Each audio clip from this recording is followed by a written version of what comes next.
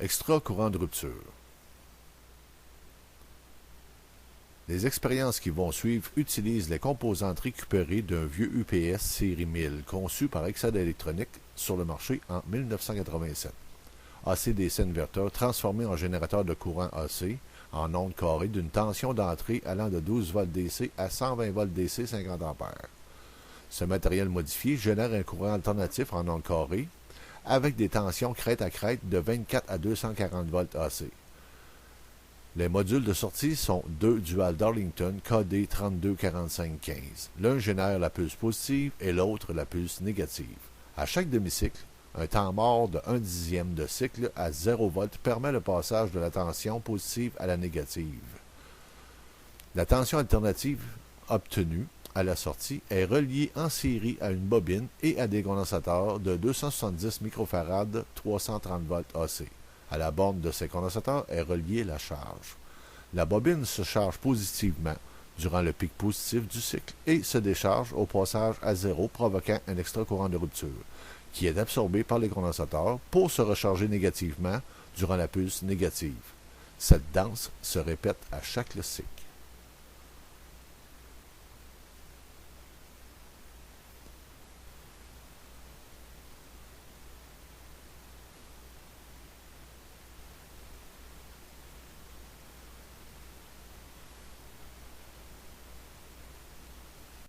OK, on va faire un test d'enregistrement pour voir si ça rentre bien.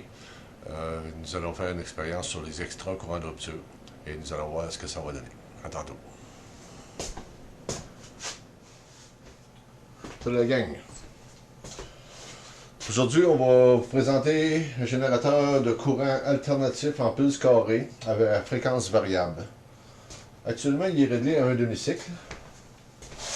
On va mettre l'alimentation. J'y injecte une alimentation de 115 volts DC. Je sais pas si on peut le voir mieux peut-être si je l'approche. Bon. 114, disons, 114 volts DC. À chaque cycle, on voit que la polarité change. Moins 114, plus 114. Moins 114, plus 114. On est relié en série avec un transformateur de 240 volts. Mais juste pour utiliser la bobine, juste une bobine de COP, autrement dit, on utilise juste le primaire du transformateur, qui est en série avec un condensateur de 80 microfarad, 250 volts AC. 80 microfarad, 250 volts AC. Si je retire le condensateur, on remarque que l'ampoule reste allumée pour une alimentation de plus ou moins 115 volts DC. À partir du moment où je mets le circuit en série avec le condensateur et la bobine, on remarque déjà un scintillement beaucoup plus clair. On a deux ampoules de 120 volts, 40 watts, connectées en série, branchées sur les sorties du condensateur. Maintenant, on va augmenter la fréquence. Pour augmenter la fréquence, je vais devoir passer mon multimètre à lecture AC. Je vais mettre ça aussi pour qu'on puisse mieux le voir. Là, on va augmenter la fréquence pour provoquer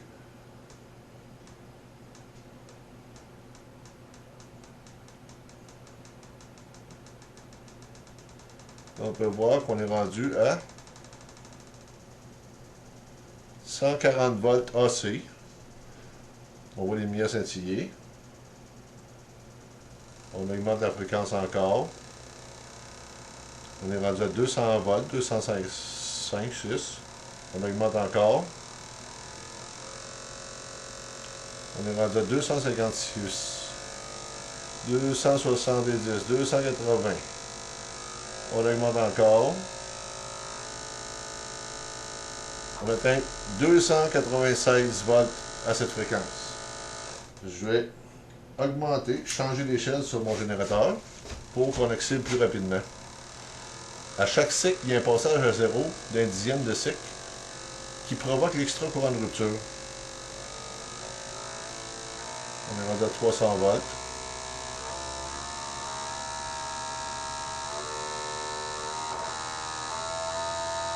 On voit que les lumières brillent, mais là on atteint les 400 volts.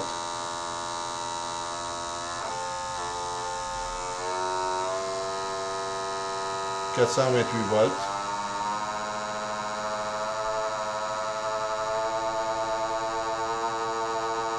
On tombe comme en résonance.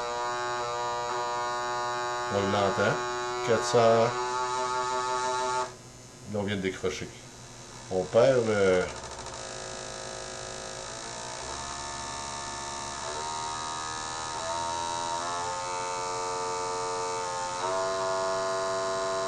Disons 425 volts.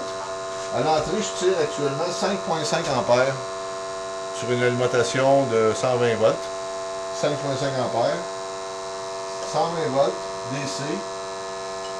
Et on produit 425 volts AC. Il arrive des fois un petit espèce de mouvement de résonance qu'on dirait que les lumières veulent péter. On va baisser la fréquence. Puis on peut changer la valeur du condensateur, d'en mettre plusieurs en série. Là, celui-là, c'est la première fois que je l'essayais. On va revenir avec d'autres condensateurs, d'autres expériences. À plus.